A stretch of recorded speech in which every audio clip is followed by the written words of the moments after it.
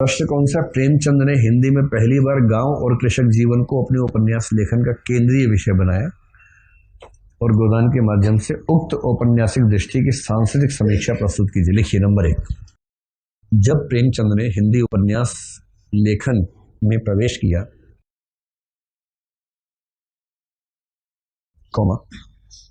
तब हिंदी उपन्यास किसान और गांव से पूर्णतः कटा हुआ था। देवकीनंदन खत्री जैसे लेखक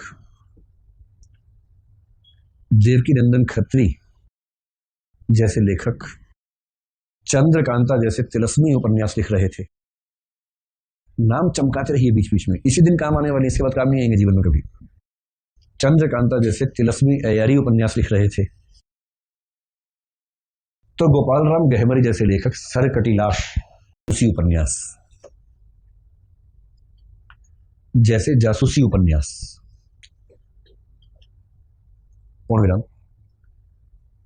दोनों का ही सामाजिक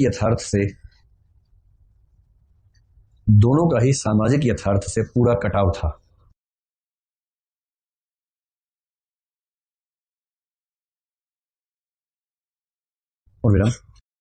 मिश्र बंधु जैसे लेखक ऐतिहासिक रोमांचक उपन्यास लिख रहे थे।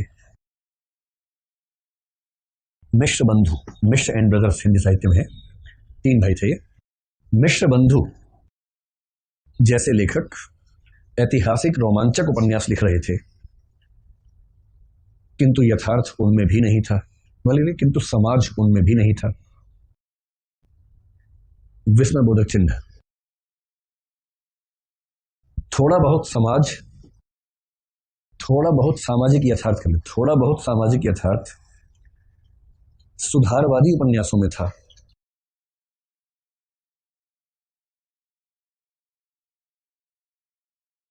किंतु उनमें व्यक्त यथार्थ शहरी मध्य वर्ग का था।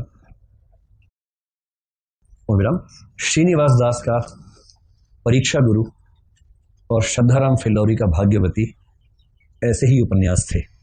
नाम छूट गए। लाला श्रीनिवास दास का परीक्षा गुरु और श्रद्धाराम फिल्लौरी का भाग्यवती ऐसे ही उपन्यास थे।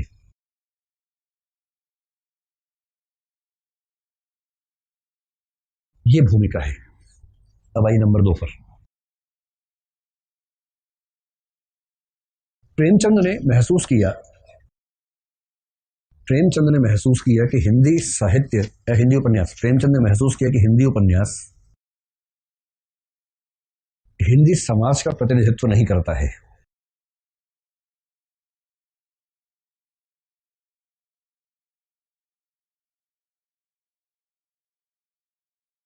जिस समाज की अधिकांश आबादी गांव में रहकर किसानी का काम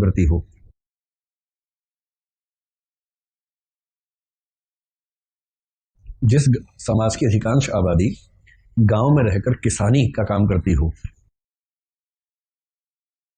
उस समाज के उपन्यासों में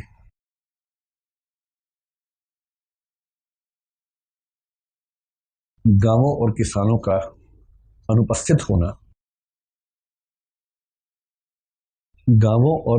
का अनुपस्थित होना उन्हें चुभता था।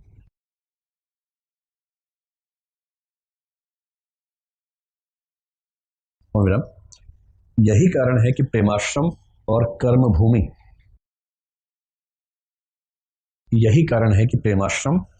कर्मभूमि जैसे उपन्यासों में, प्रेमाश्रम को अंडरलाइन कर देना, कर्मभूमि को भी बड़ी मुश्किल से याद किया आपने परीक्षा के लिए, परीक्षा को पता भी नहीं चलेगा तो पाप हो जाएगा। अंडरलाइन करके कि भैया ये देख लेना, याद करके लिखा है हमने। यही कारण है कि कर्मभूमि और प्रेमाश्रम में भी उन्होंने गांव की समस्याओं को रखा था। सेमीकोलन। हालांकि इस सांस्कृतिक दृष्टि की पूर्णता, सांस्कृतिक दृष्टि को अंडरलाइन कर दीजिए, हालांकि इस सांस्कृतिक दृष्टि की पूर्णता गोदान में ही परिलक्षित होती है। हालांकि इस सांस्कृतिक दृष्टि की पूर्णता गोदान में ही परिलक्षित होती है।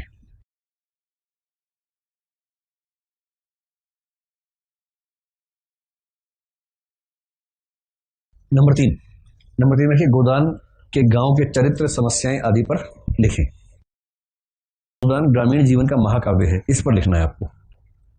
गोदान ग्रामीण जीवन का महाकाव्य है, ब्रैकेट में लिखिए गांव के सभी वर्ग, सभी चरित्र, सभी समस्याएं मौजूद हैं।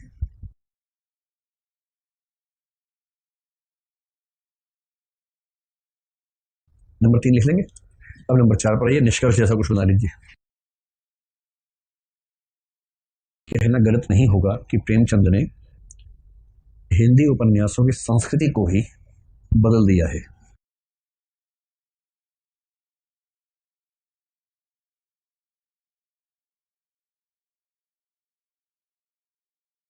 परंपरागत धीरोदात्त नायकों, ये शब्द थोड़ा मुश्किल लगेगा पर लिख के आना परीक्षा में, आधा नंबर एक्स्ट्रा मिल जाएगा।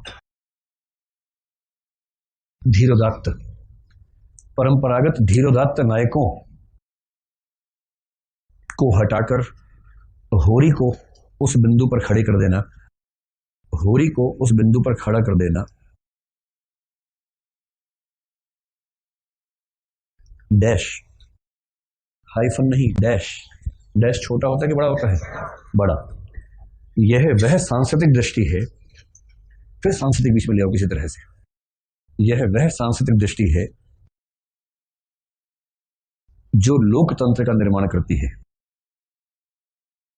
जो लोकतंत्र का निर्माण करती है और संविधान के नीति निर्देशक तत्वों में दिखती है। जीएस भी लगा दो बीच बीच में। और संविधान के नीति निर्देशक तत्वों में दिखती है।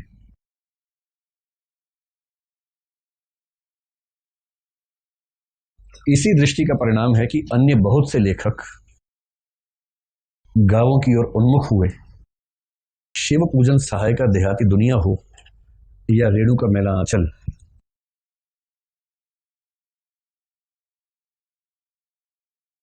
फिर डैश,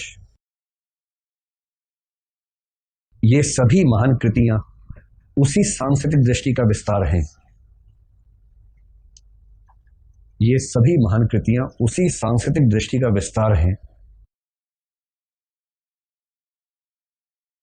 जिसे प्रेमचंद ने गोदान में प्रस्तुत किया था, जिसे प्रेमचंद ने गोदान में प्रस्तुत किया था। सभी महान कृतियां उसी सांस्कृतिक दृष्टि का विस्तार हैं।